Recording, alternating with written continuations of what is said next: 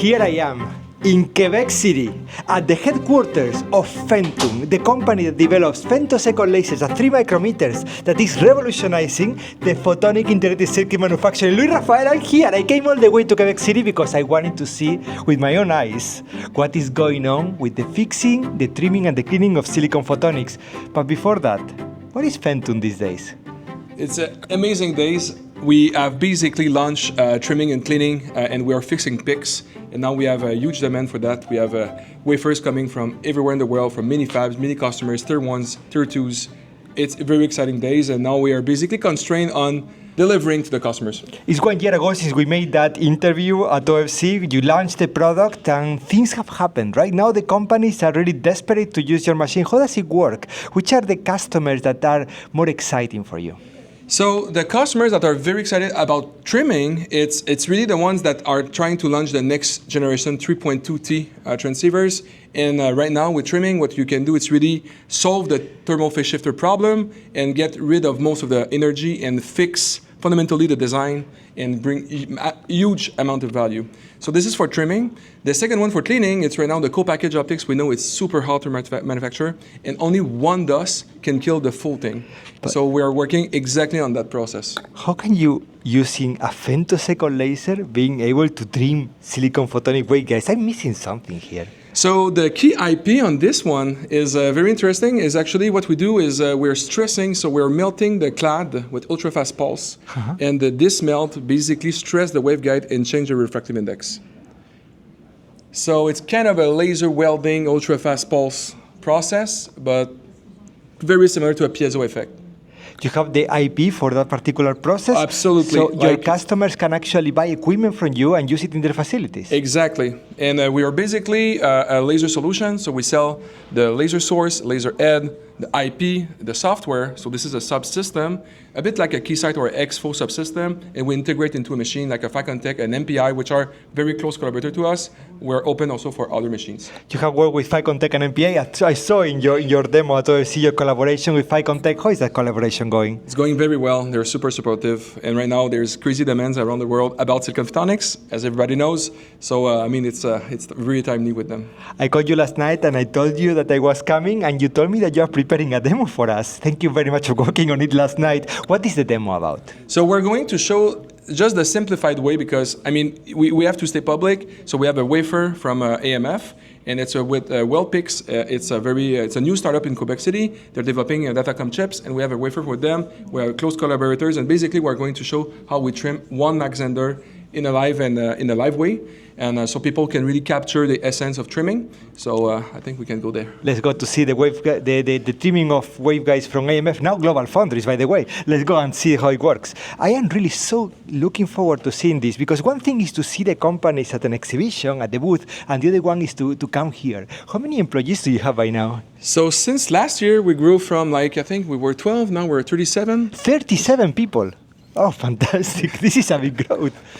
And all of them working now on the silicon photonics side, or are you also targeting other applications? So the cleaning and trimming, it's really silicon photonics, and there's a new product upcoming next year for a new process, which I cannot tell yet. Yes, that's a teaser enough. We are now at the lab of Femtum, at the laboratory, the application lab. Thank you very much for having me here. And Jose from Optica, it is great to meet you. I came all the way here because Luis Rafael, the CEO and founder of Femtum, told me that last night you guys were working on a demo for me and you wanted to show it. So let me explain to you, to everybody, how it works, the laser trimming. So here it's a very simple case of a non-balanced Mach Zehnder that we're going to trim. So what you see here is we are starting the process. We're doing some AOI, so Z-scan, to really make sure that we are at the right layer on the stack. Now we are looking at the grading couplers to make sure that we can couple light very efficiently into the circuit. And now, very shortly, what we're going to do is we are going to see the first light. So now we are with the FAU, the fiber array unit, injecting into like this array of grading couplers, making sure that we have a very nice signal into the circuit. And when it's done, we will measure the optical response. So since it's an unbalanced Mach Zehnder, the response is actually very cyclical, and now we see the real natural response since it's an analog circuit. And very soon now, what you will see, it's the laser trimming itself. So now we're applying our pulses to the waveguide, which stress on the sides of each, and it was very fast. And those stress rods will actually change the refractive index in a permanent fashion. It's a set once and forget process step. And now, as you can see, the response, and this is all in dB. Basically, you see that there's by the eye, there's a very minimal background loss. Actually, this is a almost lossless process. Then we have applied a very specific amount of phase shift done by a laser trimming step. You can do this on every resonator. You can do this on ring resonators, on mass senders, any on periodic couplers. extraction. I mean, the fundamental thing is that a waveguide is a very fundamental structure, and it's all about phase and refractive index and effective refractive index. So we can shoot on multi-mode, we can shoot on single mode, on slabs, on ribs. I mean, there's many things that we can do, and that's the beauty, I think, of But the look, laser Rafael, so everybody is wondering right now of putting lots of resonating structures on silicon photonic chips. We are seeing companies like Light Matter, for example, making a huge impact on that. And we have the problem of putting heaters to tune them locally. You're actually solving that with set and forget settings. Exactly. So this is the same function as a thermal phase shifter. Instead of applying 24/7 energy, so actually consuming power, and you know AI, the key bottleneck of AI is power, and actually for making them work, the Microrings, you need to apply power, so we are actually fixing this power issue, and it could sum up like for a dense WDM, slow and wide, like to up to 30% of the power consumption of a PIC, so we can remove, a lot of that energy into a single circuit. The amazing thing that this is a process that is incorporated into the 5-contact machine, so you can do this at the same time as you do the packaging and testing. Exactly. So it's an add-on. So you actually need to test everything. You need to test every chip, every circuits. So what we're adding on is after that test, we add a trimming step and another final test. So when you're doing the wafer level testing or the silicon photonics wafer, you can actually trim it at the same time? Exactly. That's the insertion. It's that exactly what we have here. So this is a full 300 millimeter wafer level tester. We have east-west optical coupling with 6 axes. On each side, we have the Femtum head. We have also on the north side this electro test. So right now we can do this at wafer scale, and it's super efficient and fast. What is the next big thing? So right now we have the machine, we can trim the wafers, you are getting wafers from all the silicon photonic foundries, so you can make sure that this works for everyone. What is the next thing that you want to do? So I think the crazy thing that is happening with the AI is the Datacom is going to change. So the slow and wide is really a killer app. We want to win that killer app with laser trimming. And there's also many other killer apps for us. But of course, Datacom and Telecom are a key focus. And we really want to help the customers bring the most value to their chip with this process. When you're seeing all these short-reach interconnects using this large amount of ring resonators, this large amount of mass interferometers, what do you think they are not coming to you yet? Is it because they don't know you, or because they have different solutions that you think are perhaps competing? I think, of course, this is a new process. They don't know us. We need to do every foundry, every stack, every designs are unique. So we need to re-engineer the process for each of those combinations. So I think that's part of the thing. Second thing, but at the end of the day, the rings, for instance, it's a very hard problem to solve because the thermal phase shifter, if, for instance, if you're right, it's like the process variations are just strong enough so you're past the target. Actually, you need to do like a full 2π or a full cycle, and the thermal shifter over time burn itself. So it's a reliability problem. And you can also anneal the dopant inside the Microring, which also can kill the Microring. So there are many known issues with Microrings with thermal phase shifters. So it's a very serious problem for the industry. And I think the trimming is one way to really solve this.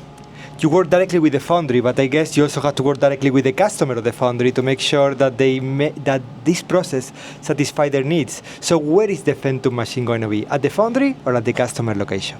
So very good question. So right now we work with the fabless companies.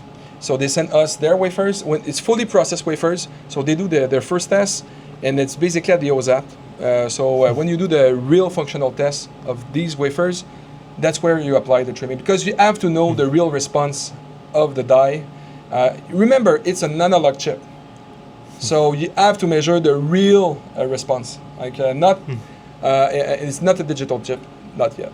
So you have showed us how the machine looks outside. Can we actually see what's inside? Of course, safety first. Safety first. We put the laser glasses. And let's open it. So what are we looking at? So it's the complete system. So first, this machine is first of all is a wafer level tester provided by Photonics. So this is their newest version for a top-sided test. So it's a 300 millimeter wafer chuck. You have on the east and on the west side 6 optical alignments, 6-axis optical aligners. You see the FAUs coming on the right side over here. On the north side, you have the electrical test. So, and we could also add, if we want, a south test for electrical too. For this setup, we also have the instruments. So the lasers, the detectors to really characterize the die.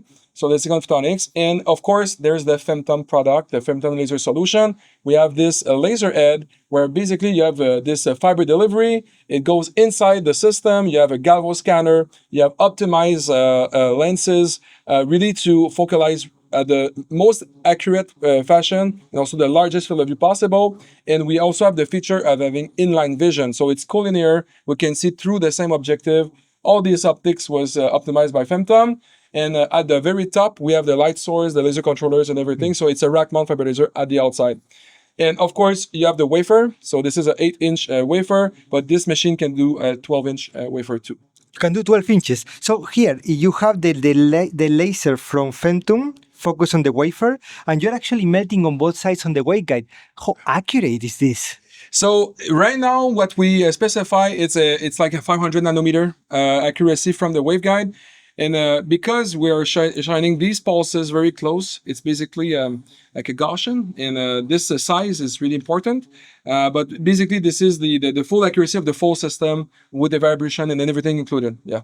Rafael, of course, this is the Photonics machine, but what I can see as well here is that the presence of the Quebec ecosystem. I can see INO, I can see Expo. How does it work here? How does the Photonic community in Quebec work and interact with each other? To me, success is a collaborative effort, especially for a startup like us. So without collaborators, we will not meet the speed and the quality of the customer that what they ask. And we work with very nice customers. So we need high quality, high speed. So we have to partner up. Our key IP and key value add is the head, is the light source, is the process, is the software. The rest, we outsource and we collaborate. And of course, having local presence that help so much because then we can fix the problem in a very timely fashion. Your customers are from all over the world, of course. Yes. From Canada, from United States, from Asia. Is it a good advantage for you to be in Canada, being able to work on both sides of the world? I'm not like a politician, but Canada right now, worldwide, it's a very nice position geopolitically speaking. So we're not messing with anybody. And basically, people are very free to work with us worldwide. We are seeing, of course, that there is a race for who is going to make the first short-reach interconnect links on silicon photonics for AI. Being in Canada allows you to work on both sides, allows you to work with the companies in Silicon Valley and also with the companies in Asia. Of course.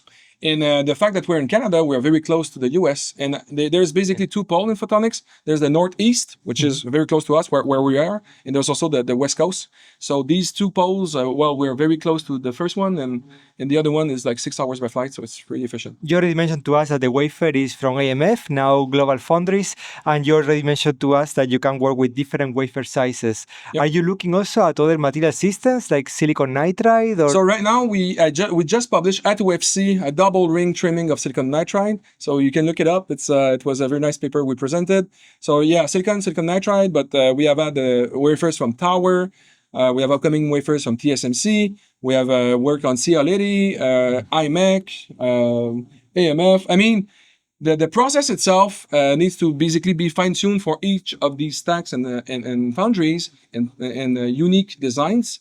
But that's our job, and we love to do that. What I love the most about this It's not only that you do magic by trimming the waveguides, but that you actually do it at wafer level and at the same time as you're doing the wafer level testing. But this is only trimming. You told me something else. You can do cleaning. Can you tell us a bit more about this? So the cleaning is actually way easier to integrate. So we have another machine over there, so we can look it up. It's basically a stripped down version. So we shine pulses. So as we were developing this trimming process, we found a lot of ways not to trim. And we know really much how not to interact. So, and we also find ways how to clean. So we found like 3 new patents on the cleaning. And basically on this side, we can do the cleaning of the grating couplers of all these critical surface, especially when you arrive with the fiber attach, just before the final fiber attach. These critical surface, like the interface between the fiber and the second photonics, this needs to be pristine and without any particles. And right now, the key problem is that people are doing that by hand. So they will wipe that off or use dry ice, which is really hard to integrate, or use plasma clean, which basically blow everything.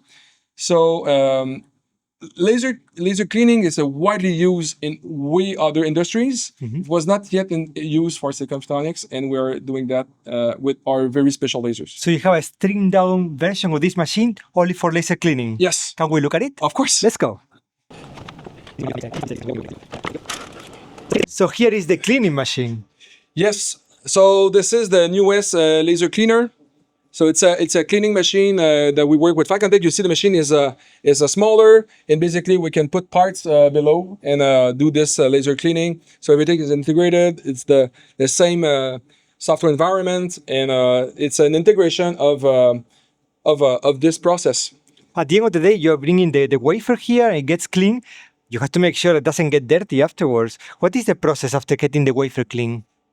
So these machines are basically in clean rooms, like at the OSATs or at the fab. So you have to handle properly the parts, but they go basically to the next step in the production flow. So basically it could be a bonding step, an assembly step, a test step, because for test, if it's not clean, you could find a dirt that killed a chip. Just by, you will find that the test is not good. So there's like, for those critical process, you need clean samples. It feels great to be in Quebec City, seeing this, being able to touch machines, realize that they are real, and all the companies in the world can actually use them. Congratulations, really, Rafael, on what you're doing. It's time for me to go. Can we walk outside? Yes.